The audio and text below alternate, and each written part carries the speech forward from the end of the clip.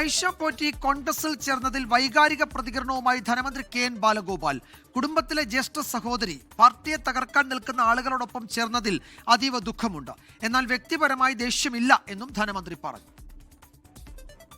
അല്ല, ബഹുമാനം കൊടുക്കുന്ന ഒരാൾ എതിർ സ്ഥാനാർത്ഥിയോട് വരുമ്പോൾ വ്യക്തിപരമായിട്ട് മോശപ്പെടുത്തി പറയുന്നില്ലെന്നേ പറഞ്ഞു. രാഷ്ട്രീയം എന്ന് പറഞ്ഞാൽ ഇത്രയും മോശമായ രാഷ്ട്രീയം കാണിക്കുന്ന കോൺഗ്രസിന്റെ കൂടെ സഹകരിക്കുന്ന ആളുകൾ ആ രാഷ്ട്രീയമില്ല. കേരളത്തിലെ ആളുകളെ തകർക്കാനും കേരളത്തിലെ ക്ഷേമ പെൻഷൻ ആയാലും കേരളത്തിലെ വികസനമായാലും കേരളത്തിലെ പൊതുകാര്യങ്ങളും എല്ലാം തകർക്കാൻ നിൽക്കുന്ന ഒരാളെ ഒരു സംഘത്തിന്റെ രാഷ്ട്രീയത്തിന്റെ കൂടെ പോയി ചേരുക എന്ന് പറഞ്ഞാൽ ആ രാഷ്ട്രീയമാണ്. അത് കേരളത്തിലെ ഈ മുഴുവൻ ആളുകളും.